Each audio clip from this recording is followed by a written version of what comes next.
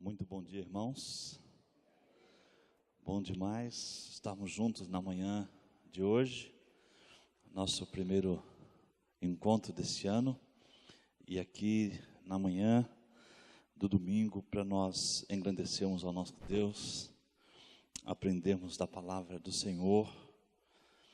E nós vamos começar com uma leitura bíblica que está no Salmo de número 22, verso 22, e depois no Salmo 30, verso 4, que diz assim: a meus irmãos declararei o teu nome, cantar-te-ei louvores no meio da congregação. Salmodiai ao Senhor, vós que sois seus santos, e dai graças ao seu santo nome. Amanhã nossa vai ser assim, né? Então eu queria te convidar para você se colocar em pé, ler a palavra de Deus comigo e depois orarmos ao Senhor e assim darmos início a esse encontro dessa manhã. Vamos juntos? A meus irmãos declararei o teu nome, cantar-te-ei louvores no meio da congregação. Salmodiai ao Senhor, vós que sois seus santos, dai graças ao seu santo nome. Amém. Meu Senhor, obrigado por mais esta manhã, obrigado por este encontro da tua igreja, Senhor.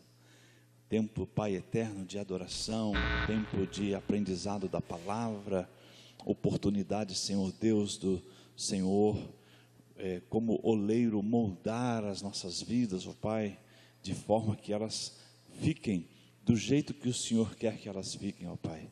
Ó meu Senhor, que essa seja uma manhã de adoração, mas também de edificação, e que a comunhão do Espírito seja muito nítida, Pai, no seio da tua igreja nesta manhã, no nome de Jesus. Amém, Senhor. Amém. Vamos cantar.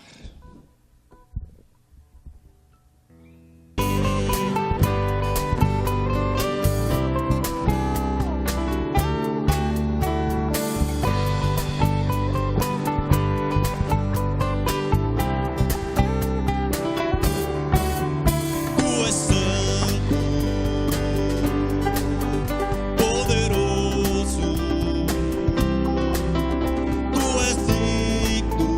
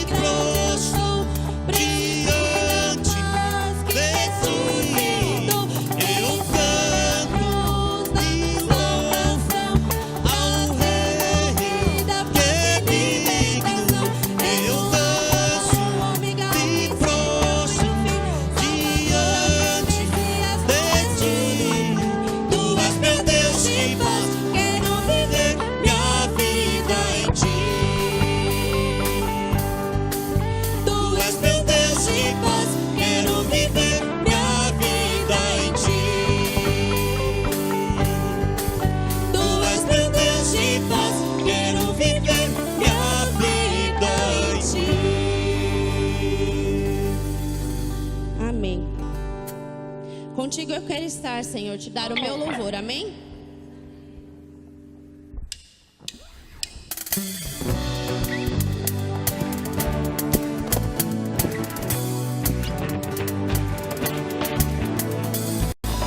Abraça-me, Senhor, não me deixes ir. Eu quero estar em teus braços de amor.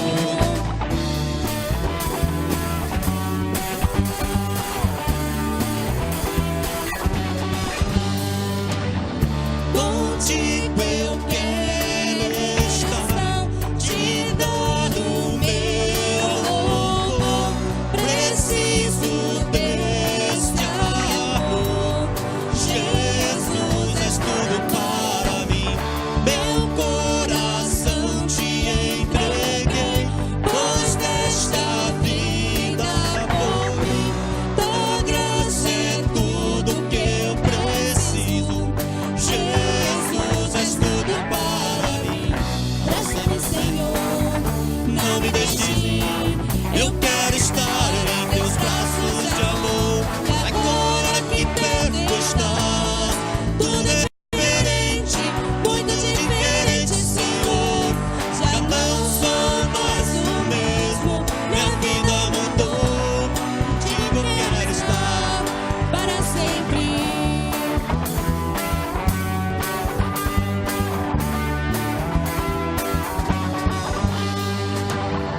Contigo eu quero estar, te dar o meu louvor. Preciso deste amor. Jesus, és tudo para mim. Meu coração te entreguei, pois desta vida por mim. Tua graça é tudo que eu preciso. Jesus, és tudo para mim. Abraça-me, Senhor, não me deixes ir.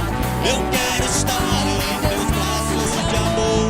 E agora que perto estás, tudo é diferente, muito diferente, Senhor.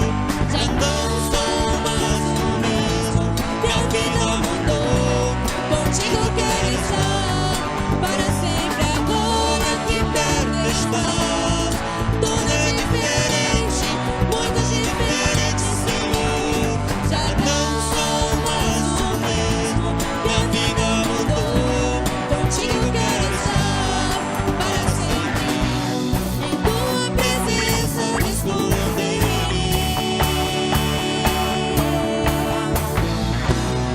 Em tempo e fora de tempo eu te louvarei. Em tua presença me esconderei. Em tempo e fora de tempo eu te louvarei.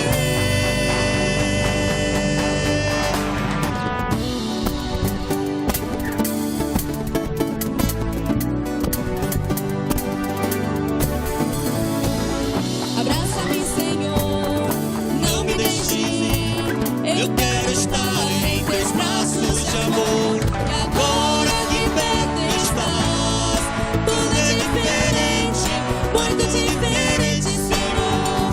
Já não sou mais o mesmo, minha vida mudou. Contigo quero estar para sempre. Agora que perto estás, tudo é diferente, muito diferente, Senhor. Já não sou mais o mesmo, minha vida mudou. Contigo quero estar para sempre.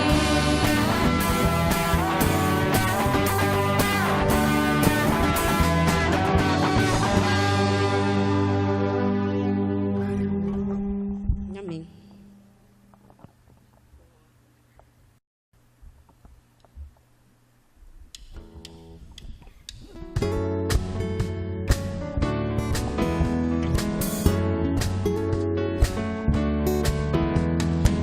Governos, impérios, soberbas passarão.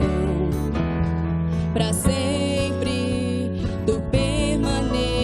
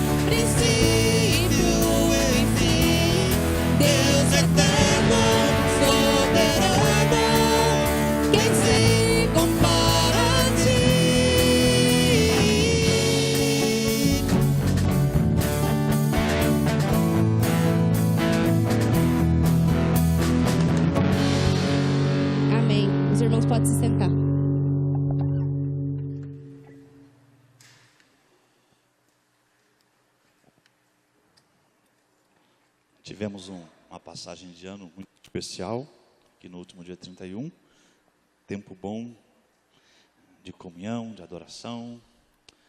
Muita gente viajou, e está certo mesmo, tem que viajar, aproveitar a chance. Mas também muita gente viajou para Sorocaba e passou o ano com a gente, né? Foi um momento muito bonito, muito especial, graças a Deus por isso, né?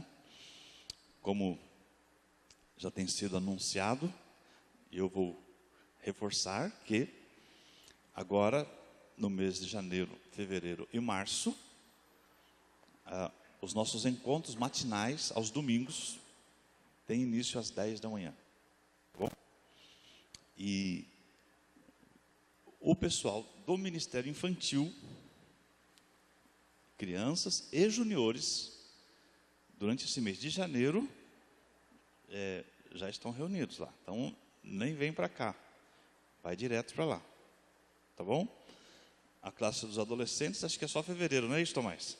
Então, fevereiro, os adolescentes chegam aqui, direto para a classe dos adolescentes, né? Mas agora, durante o mês de janeiro, todo mundo aqui, tudo junto e misturado, né? Menos, é lógico, as crianças e os nossos juniores. E são muitos os desafios que nós temos pela frente, e nós estamos aí na reta final para o nosso retiro de famílias de 2018, né? Dia 10, 11, 12 e 13, sobre o tema multiplicar amor, cultivar o cuidado. Em João, capítulo 9, verso 1 a 3, Jesus viu um cego de nascença e os seus discípulos que o acompanharam, né? Seus discípulos judeus que o acompanharam, já estavam com Jesus há algum tempo. Mesmo assim, eles não tinham tido ainda toda a compreensão do que era o evangelho do reino que Jesus tinha vindo pregar. Então, eles perguntam para Jesus: mestre, quem pecou? João 9, 1 a 3. Mestre, quem pecou? Este ou seus pais, para que ele nascesse cego? Disse Jesus: nem ele, nem seus pais pecaram, mas isto aconteceu para que a obra de Deus se manifestasse nele. Então, Jesus está colocando aqui essa perspectiva de que o fato daquelas pessoas terem, das pessoas terem algum defeito físico, alguma disfuncionalidade física ou mental, não tem nada a ver com a vida espiritual delas, não tem nada a ver com a vida espiritual dos seus pais, mas sim com o próprio propósito de Deus.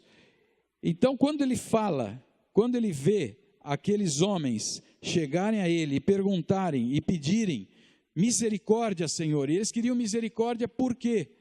Porque eles estavam afastados da sociedade, eles estavam marginalizados, eles não podiam ter uma vida normal, eles não podiam frequentar o templo com normalidade como as demais pessoas, eles estavam totalmente à margem da sociedade. E nesse momento, eles pedem misericórdia. E quando eles pedem misericórdia, olha o que ele diz, como eles se aproximam de Jesus, dizendo: filho de Davi, tem misericórdia de nós. Filho de Davi, tem misericórdia de nós. Por que eles falam essa expressão? A expressão filho de Davi, que eles usam, revela a messianidade de Jesus. Revela que Jesus era o Messias. Para a gente entender qual é o significado dessa expressão, a gente tem que voltar no Antigo Testamento. 2 Samuel, capítulo 7, verso 8, Samuel está... Desculpe.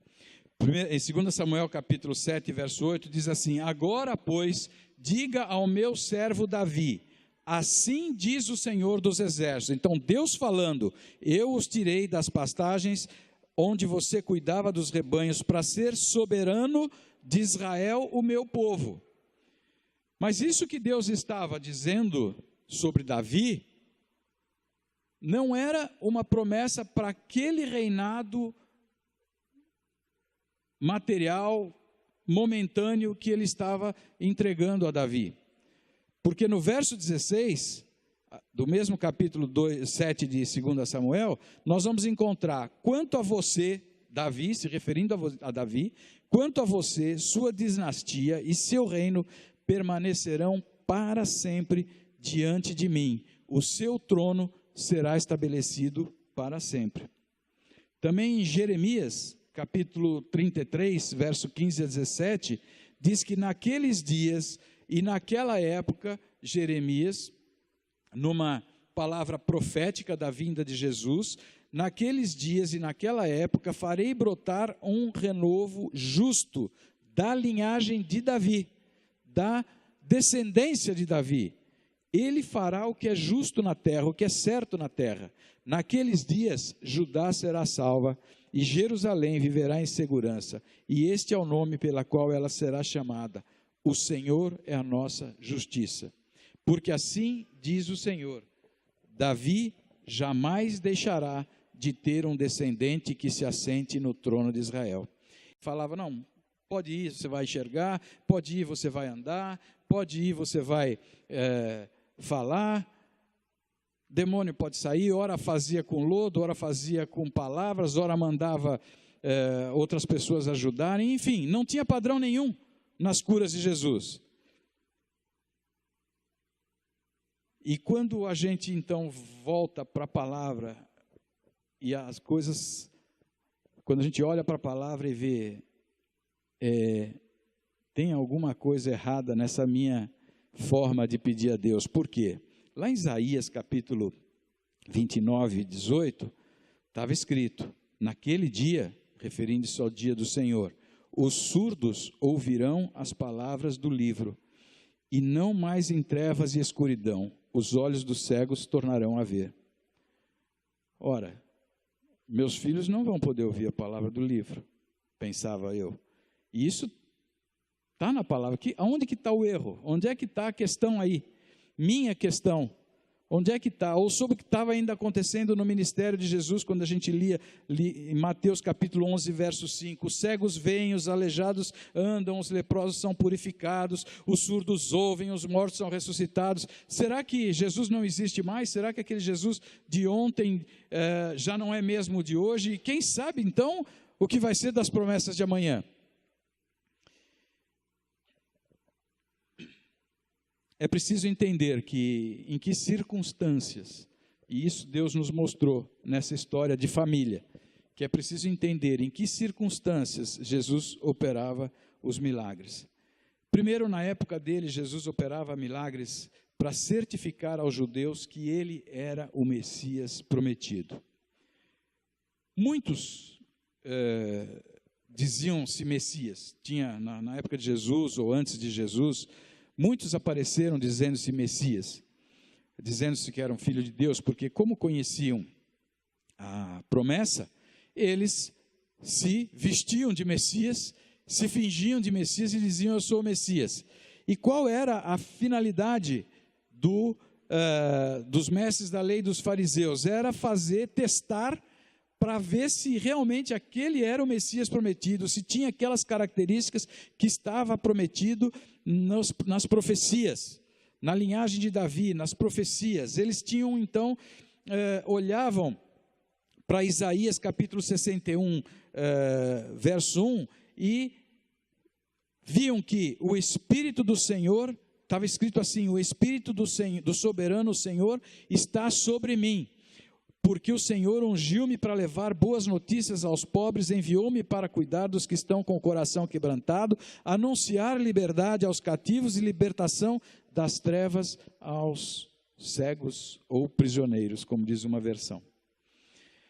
Então eles olhavam para aquilo e eles colocavam, né, os pretensos Messias diante dessa moldura. Quer dizer, quem se diz Messias tem que caber dentro dessa moldura aí. E ele eles então testavam e logo descobriam que esse era um falso Messias. Então eles decretavam, esse é um falso Messias. Agora vocês imaginem a cena, eles conhecendo isso lá do livro de Isaías, vocês imaginem a cena, Jesus sentando no meio das autoridades teológicas da época, no meio dos mestres da lei, dos fariseus. Vocês imaginam a cena, eles chamam, escuta, faz um favor, traz para mim aqui o livro da lei, que eu vou ler Isaías. Traz o livro de Isaías aqui, que eu vou ler e vou ensinar sobre ele. E aí ele lê essa passagem de Isaías capítulo 61, Jesus, né? E ele lê na sinagoga, e no final de Lucas capítulo 4, verso 21, ele vai dizer, depois de fazer essa leitura, ele vai dizer, hoje se cumpriu a escritura que vocês acabaram de ouvir.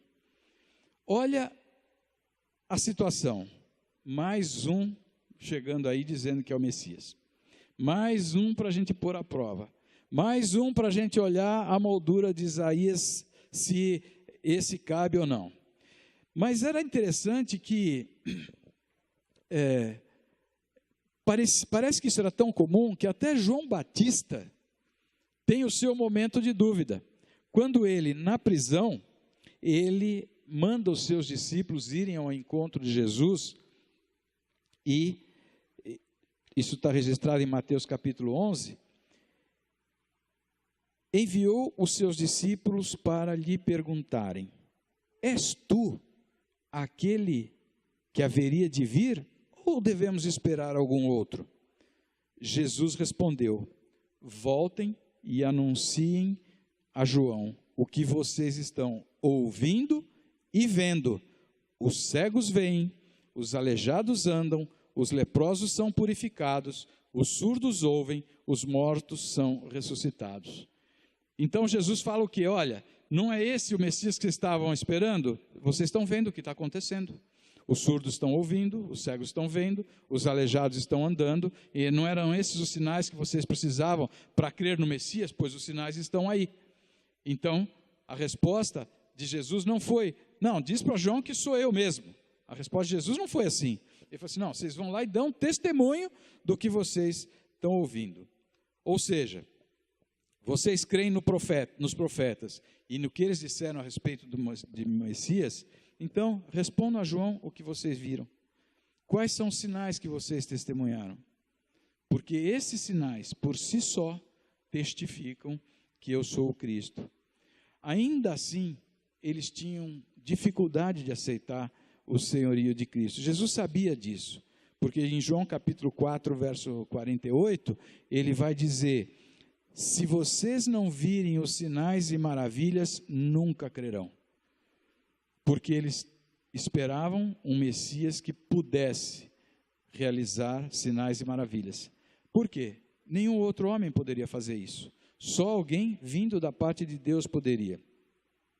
E mesmo depois, João também vai dizer isso no capítulo 12, e mesmo depois de ele ter feito tantos milagres, não creram nele. Isso levanta uma questão para a gente.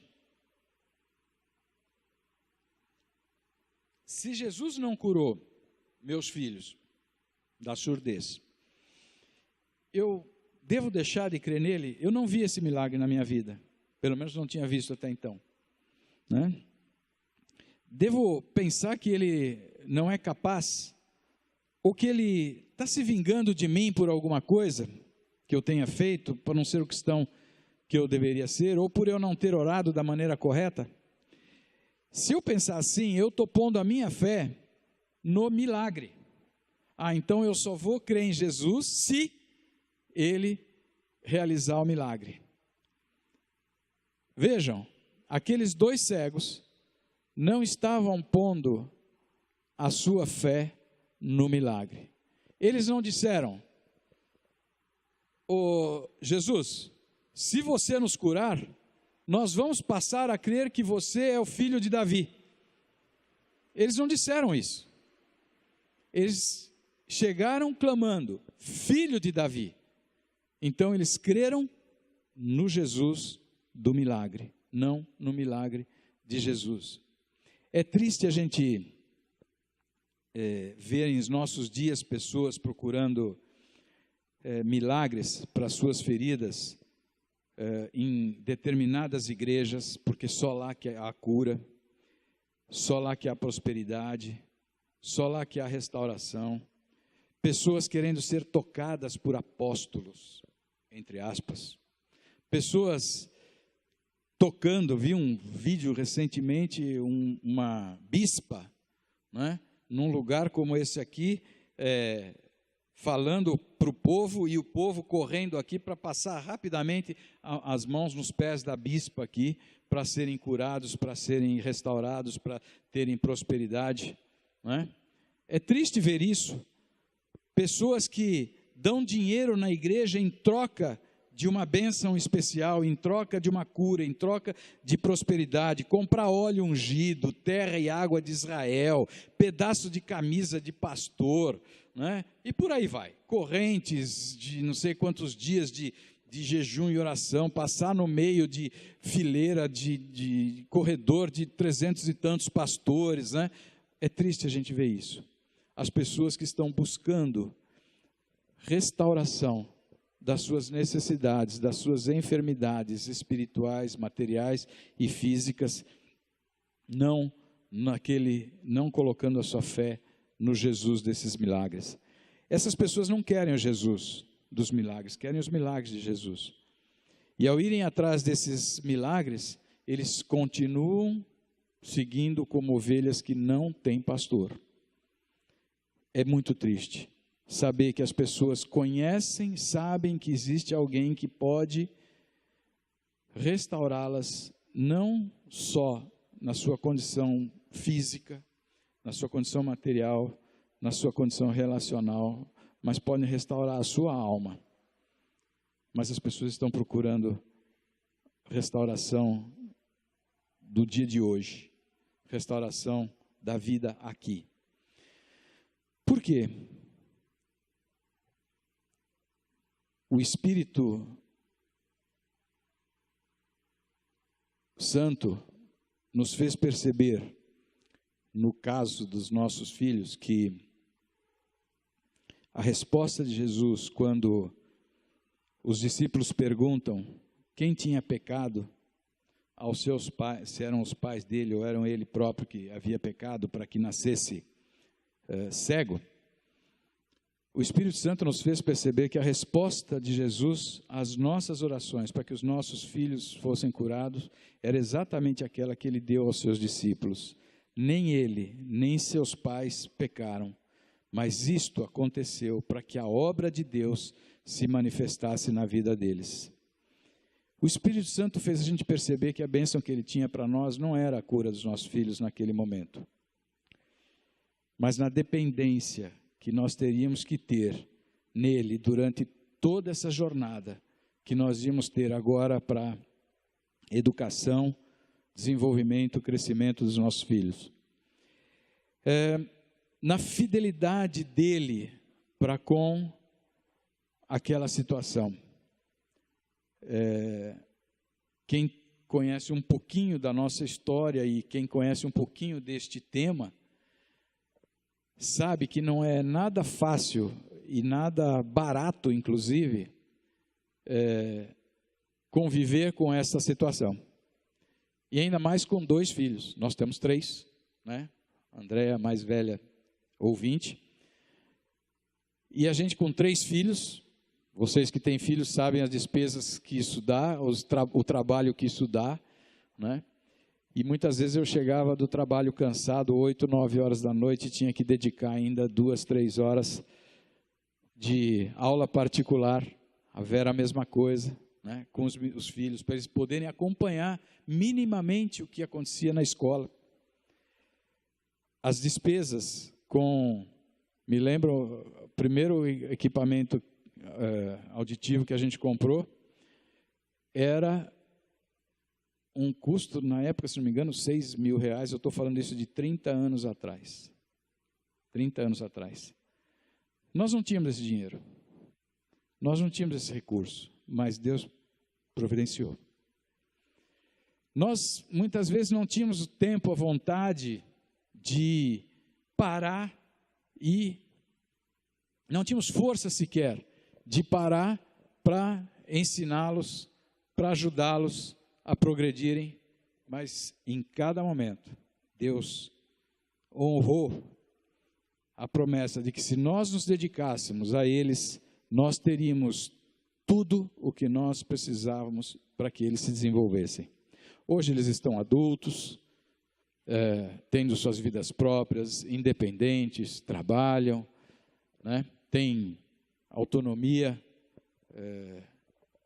Felipe, inclusive, já estudou fora do país, tudo isso. Isso para nós é a vitória, isso para nós é a bênção que Deus nos deu, de tê-los hoje como pessoas independentes, como pessoas que podem tocar as suas próprias vidas. Jesus não respondeu à oração que nós fizemos do jeito que nós queríamos, mas Ele nos deu tantas bênçãos nessa jornada, que nós enxergamos que estava aí a resposta dEle à nossa oração.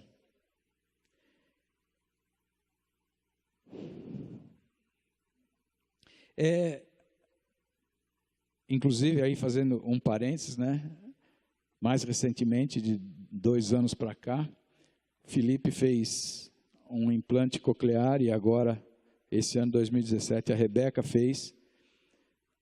Eles já adultos, isso melhora demais a condição de vida deles, melhora demais a audição deles, estão reaprendendo a ouvir de novo, como se fossem crianças. Tem sido uma bênção sentar com a Rebeca lá no quintal de casa e mostrar para ela que ruído é esse? É o passarinho cantando. Então, um milagre que a gente pediu há 30 anos atrás, nós estamos vendo acontecer.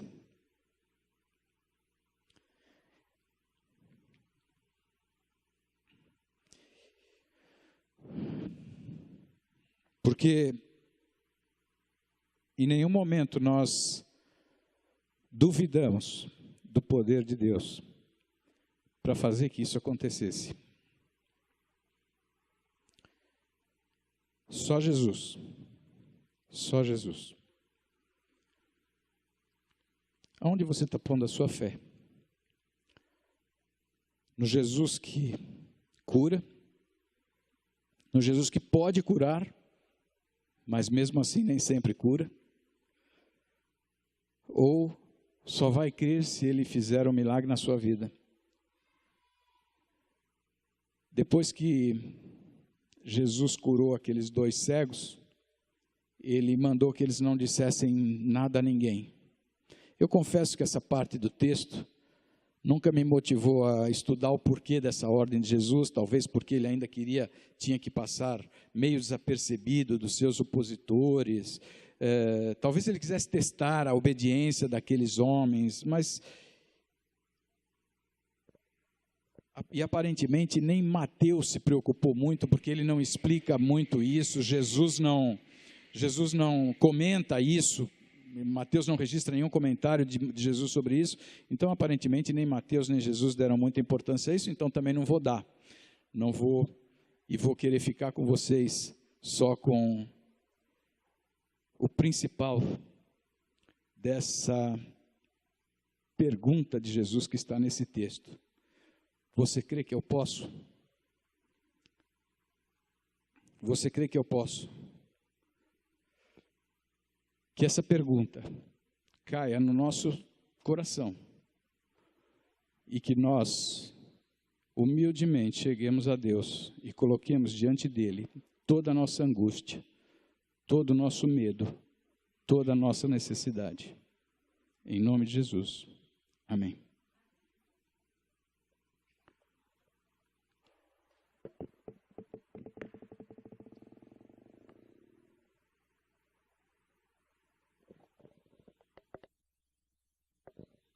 Amém. Será que você pode fazer uma oração aí no seu lugar e dizer assim: Senhor Jesus, Filho de Davi, eu creio em Ti. Pode? Então feche seu olho, conversa com Deus sobre isso. Eu creio que tu podes. Eu gosto de crer. Eu creio em ti. E já aproveita e agradeça. Senhor Jesus, muito obrigado porque pela direção do Espírito esse texto foi preservado. E nós o temos hoje para podermos firmar a nossa fé em ti. O Senhor é o nosso Salvador. O Senhor foi aquele que humildemente se submeteu ao projeto maior da redenção em nosso lugar. Nós somos tua igreja. E nós temos experimentado que tu podes.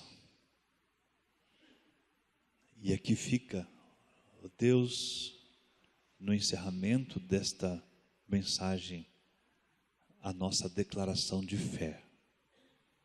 Cremos em ti e continuaremos a crer. Quando a graça nos for dada, nós continuaremos a crer. Quando a graça nos for negada, nós continuaremos a crer. Porque o Senhor é Deus sobre todas as coisas. Recebe, pois, a nossa declaração de amor e de fé. Amém, Pai. Fique em pé aí. Vamos cantar a nossa última música de hoje. Hoje à noite nós celebraremos a ceia do Senhor. Hoje à noite. E também é a oportunidade que nós damos à igreja, para a igreja trazer os itens para compor a cesta básica que nós entregamos para famílias, para algumas famílias da nossa igreja. E não vacila não, viu? Não vacila não. Faz com generosidade. Ontem eu fui na casa de uma das famílias que todos os meses são agraciadas, cuidadas pelo nosso Ministério Vise. Dê graças a Deus porque você não passa 10% do que eles passam. Viu? Dê graças a Deus por isso. Então assim, não deixa de trazer o item da cesta básica, vamos juntos celebrar a ceia. Aqueles irmãos que foram recebidos como membros da igreja em dezembro. Em dezembro nós recebemos 18 membros. Esses irmãos foram convidados para entregar os elementos da ceia para a igreja hoje à noite. Então, não esqueçam disso. Tá bom? Venham aí para cumprir o seu papel aí. Tá bom? Então, assim que nós terminarmos a música, o encontro da manhã terminou. E à noite, às 19 horas, a gente celebrando ao nosso Deus aqui, aprendendo da palavra, honrando ao Senhor. Vamos cantar.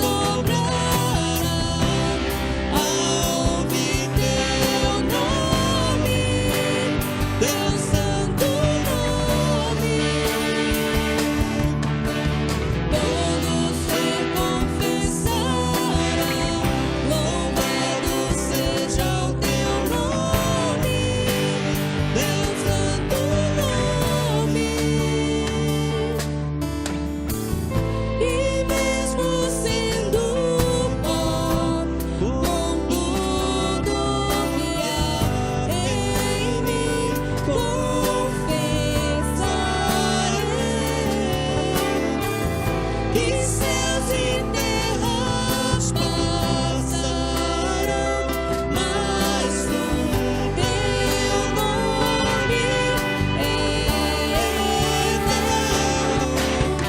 Todo joelho dobrará ao ouvir teu nome, teu santo nome. Todo ser confessará, louvado seja o teu nome, teu santo nome. Todo joelho dobrará ao ouvir teu nome, teu santo nome. Todo ser confessará, louvado seja o teu nome, teu santo nome. Todo joelho dobrará ao ouvir teu nome, teu santo nome. Todo ser confessará, louvado seja o teu nome, teu santo nome.